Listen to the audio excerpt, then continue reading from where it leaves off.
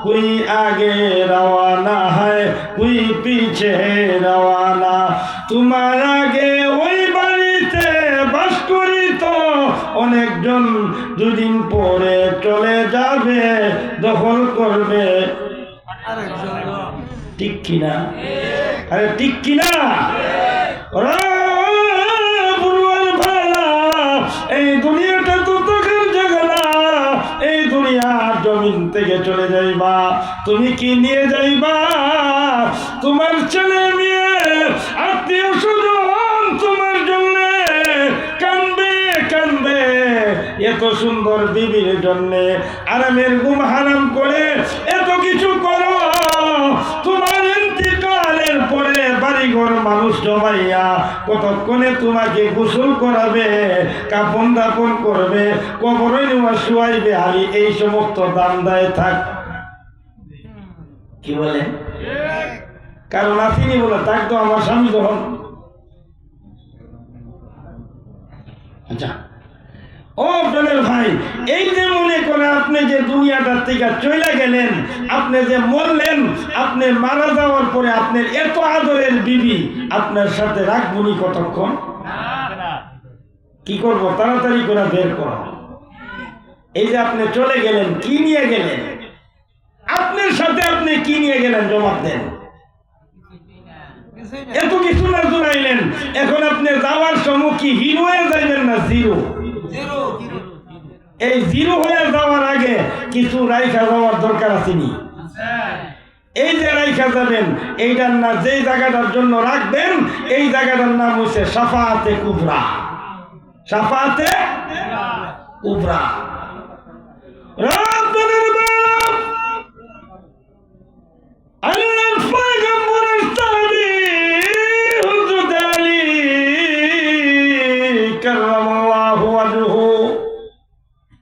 নবীজির সাহাবীরা কবরে চলে যাবে নবীজির সাহাবীরাও বাঁচতে পারে নাই নবীজির মেয়েরে বলতেছে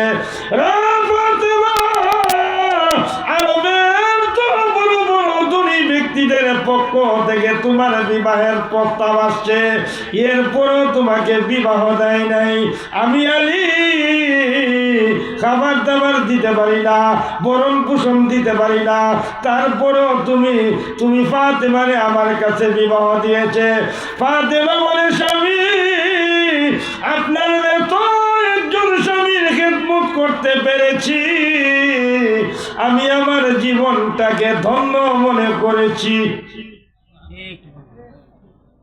সুবহানাল্লাহ কইলে বলইব ঠিক কিনা এটা কয়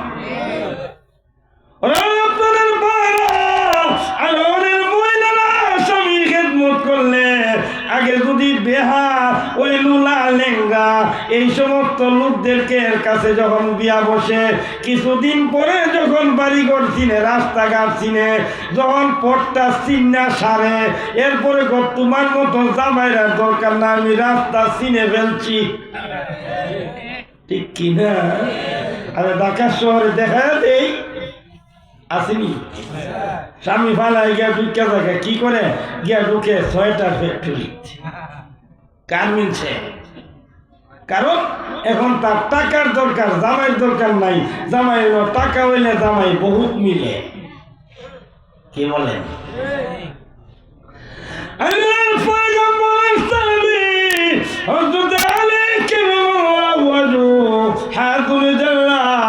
ফাতেমা বলে স্বামী আমি ফাতেমা আপনার খেদমত করতে পেরে আমার জীবনটা আমি ধন্য মনে করেছি ও স্বামী আমার একটা ওসিয়ত হলো আমার ইন্তিকালের পরে আমার নামাজের জানাজা আমার কাফন দাফনের কাজ রাত্রে শেষ করে বেরবেন কেন ফাতেমা এই কথা কেন বললে তুমি বলে স্বামী আমাকে যেন আন্দাজ না করতে পারে আমি কতটুকু উঁচা কতটুকু লম্বা কতটুকু মুড়া ওই ফাতেমা কিছুদিন পরে ফাতিমার ইন্তিকালের খবর, ফাতিমা ইন্তিকাল হয়ে গেছে। আবু যরকে বলে রে বুজুর যাও, ওই আবু যর যায় কবর কুড়ে, আর কবর রে বলে ও কবর, আজকে তোমার মধ্যে কাকে রাখা হবে জানুনি রে কবর, ও কবর তোমার মধ্যে আজকে রাখা হবে যুবকদের সরদার হুসাইন, হযরত হাসান এবং হুসাইনের আম্মুকে। ও পুরুষের যুবকেরা, এদেরকে বলতেছে যুবকের মা হাসান এবং হুসাইনের আম্মুকে রাখা হবে ওই কবর। এখনের যুবকেরা ওই মা বাবার কথা শুনতে রাজি না, এখনের যুবকেরা কুরআন হাদিসের কথা শুনতে রাজি না। আল্লাহ তোমাকে এত সুন্দর একটা যৌবন দিয়েছে, ওই যৌবনের হিসাব আল্লাহর কাছে দিতে হবে। কি বলেন? আরে কি বলেন? কারণ বালা না লাগলে বলেন আমি দোয়া করে দিই। হ্যাঁ, আল্লাহ বলে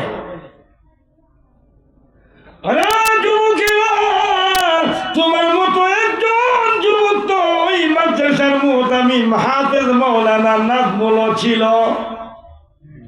কথা বলেন। তোমার মতো একজন যুবক রংপুরি হুজুর ছিল, তোমার মতো একজন যুবক নামুক নুরিও ছিল, তোমার মতো একজন যুবক এই মাহফিলের পরিচালনাও ছিল। তারা কেন এই রাস্তায়, আর তুমি কেন আজকে মাহফিল তো একম বলেন নিচে মোবাইলের মধ্যে, তুমি কেন ফেসবুক টিপো আর ওই ফেসবুকের মধ্যে সুন্দর সুন্দর বেগানা মহিলার ছবি দেখো রে যুবক, তুমিও তো একদিন এই যৌবন ছেড়ে এই দুনিয়া ছেড়ে তুমিও তো কবরের প্যাসেঞ্জার হইতে হবে। কি বলেন?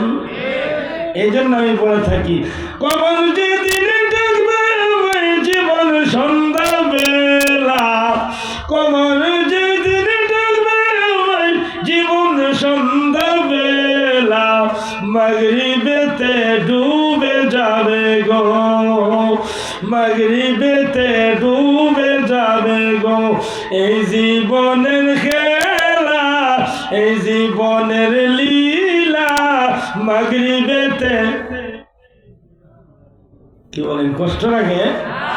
মাগরিবেতে ডুবে যাবে গো।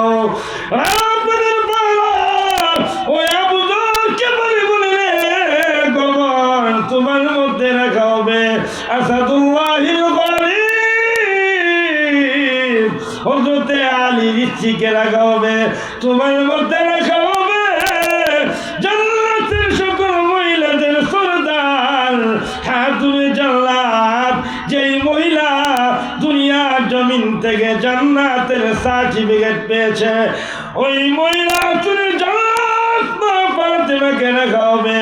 মাটি বলে আল্লাহ আমি মাটির জবানটা একটু খুলে দাও, আবু যরকে বাড়ির প্রশ্নের জবাবটা দিয়া দেই।